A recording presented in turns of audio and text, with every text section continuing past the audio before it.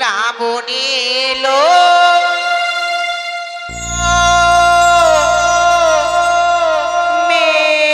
মেঘনালো সুন্দর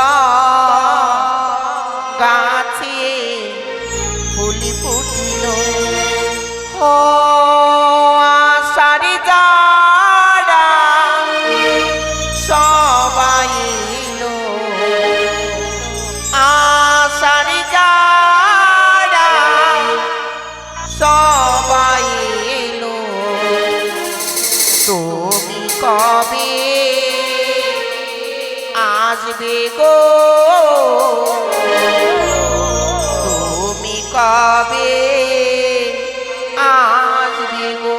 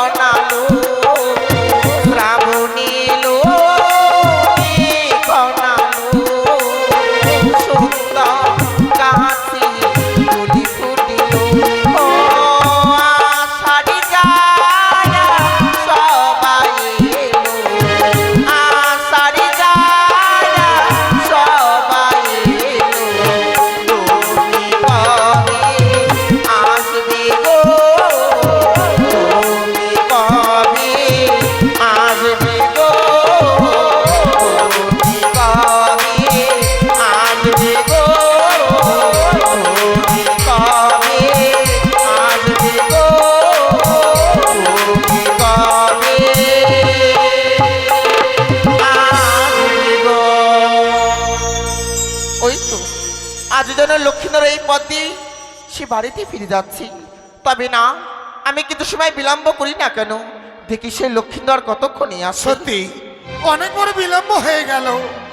দাদু আমাকে বলেছিল লক্ষিন্দর স্কুল ছুটি হতে গেলেই সোজা রাজপ্রাসাদে ছুটে আসবি, কিন্তু না, এখনই আমি ছুটে যাব আমাদের ওই রাজপ্রাসাদে।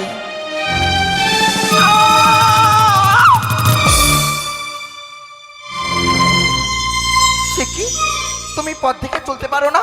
তার মানে ইস, তুমি আমাকে ধাক্কা মারলে কেন? কি বলছো? আমি তোমায় ধাক্কা মেরেছি? হ্যাঁ, আশ্চর্য কথা তো। বলো। বাহ বাহ বাহ বাহ, তোমার কথার ভাবে মনে হয় তুমি ভাজা মাছটি উল্টে খেতে জানো না, তাই না? শোনো শোনো, তোমার সঙ্গে ধাক্কা লেগে আমার যদি কোনো অন্যায় হয়ে থাকে তুমি আমাকে ক্ষমা করে দিও, আমাকে যেতে দাও, অনেক বড় বিলম্ব হয়ে যাচ্ছে। শোনো, তোমার কাছে কিছু জানতে পারি? বলো। বলছিলাম তোমার নামখানি কি গো? আমার নাম, হ্যাঁ, আমার নাম হচ্ছে লক্ষিন্দর। তুমি হন্তদন্ত হয়ে কোথা থেকে আসছো? আমি স্কুলে গিয়েছিলাম। স্কুলে? হ্যাঁ। ও, তবে নিশ্চয় তোমাদের বাড়ি সেই চম্পলা নগরী। তুমি কি করে জানলে? তোমার পিতা অধিপতি চাঁদ সদাগর। সে তো আমার পিতা। দেখেই তো মনে হচ্ছে তুমি রাজঘরের মনে রাজপুত্র। সত্যই। আচ্ছা যুবা, বলো। তোমাকে আমি আর একখানি কথা বলবো, কেমন? বলো। বলছিলাম তুমি বিয়ে করেছো? কি বললে? বিয়ে? হ্যাঁ?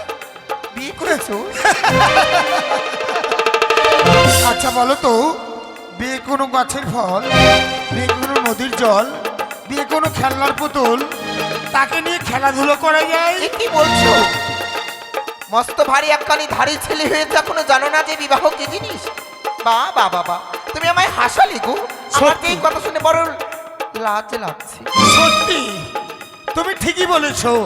ছোট থেকে বড় হয়েছি, পিতা মাতার কাছে কোনোদিন বিয়ের কথা শুনিনি, এই তোমার মুখে আমি প্রথম শুনলাম। এটি শোনো, তুমি যদি সত্যি বিবাহ করো, আমি কি সুন্দরী, আমার থেকে অপরূপ সুন্দরী একখানি লাভ করতে পারবি, সে যেন সারা জীবন তোমার সঙ্গে থাকবে, তোমার পাশে থাকবি, সুন্দর সুন্দর গান শোনাবি। তাই নাকি? হ্যাঁ,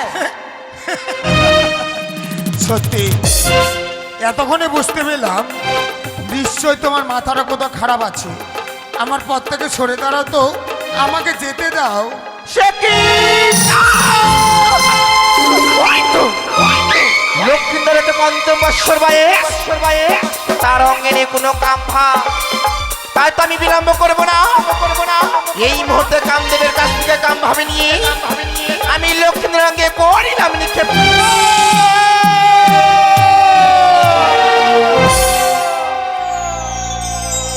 সে কি? একটি অপরূপ সুন্দরী মেয়ে আমার সামনে এসে কয়েকগুলো কথা বললো, তার কথা না রেখে আমি চলে যাচ্ছি। না না না, তার সঙ্গে আমাকে কথা বলতে হবে। এই যে শুনছো, যা আমার উপরে রাগ করেছে, আর একবার গিয়ে দেখি। এই যে শুনছো,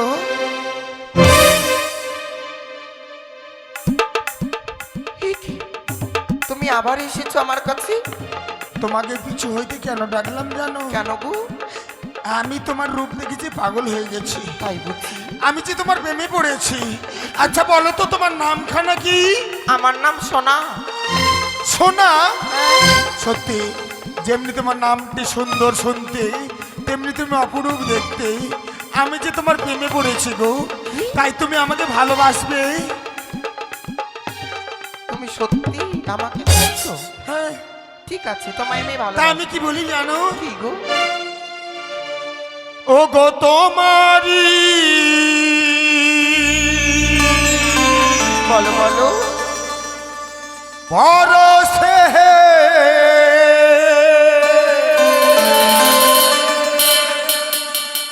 জীবন আমার গো ধন্য হলো, তুমি যে আমার চির আশার আলো, তুমি যে আমার চির আশার আলো।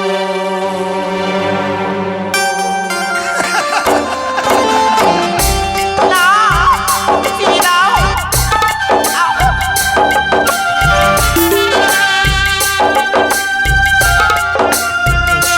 না,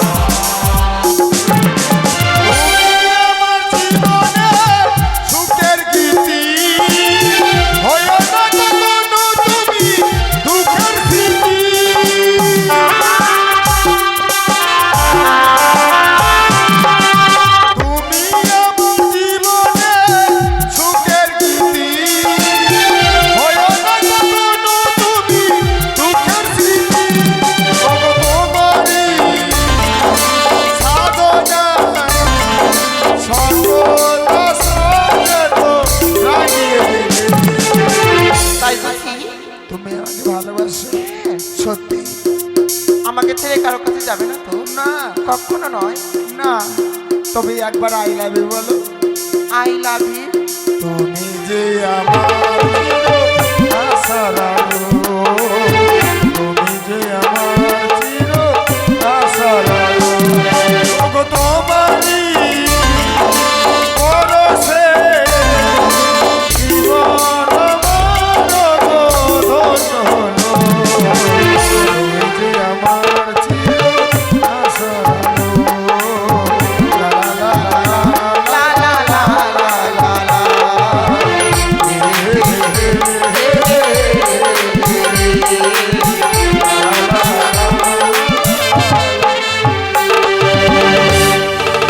সোনা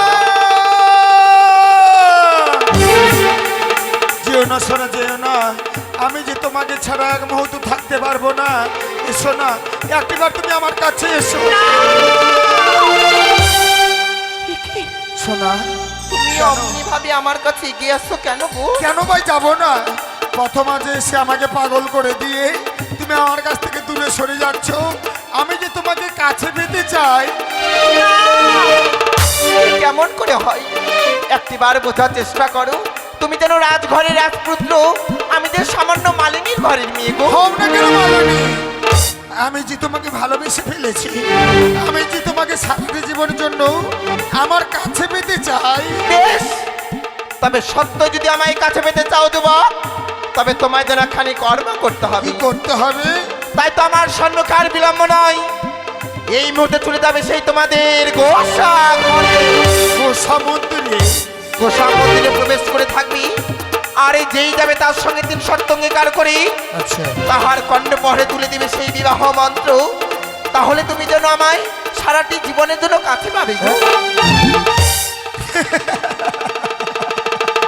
বেশ, এই মুহূর্তে তোমার কথা মতো আমি প্রবেশ করলাম আমাদের ওই গোসা মন্দিরে।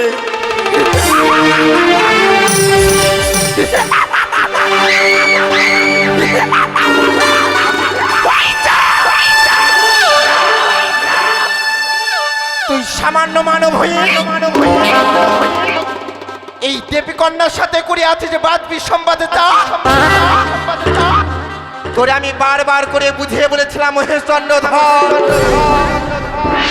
একটিবার দাও মামা বলে আমার তলে গন্ধ পুষ্প, তবে যেন তোমার হইবে মঙ্গল।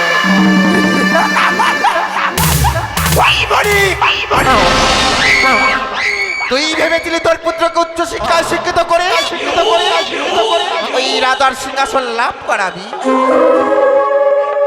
আমি কিছুতেই হতে দেব না। আমি হই শিবদহিত পাতালবাসিনী, 8 কোটি নাগের জননী, আমি দেবী মা।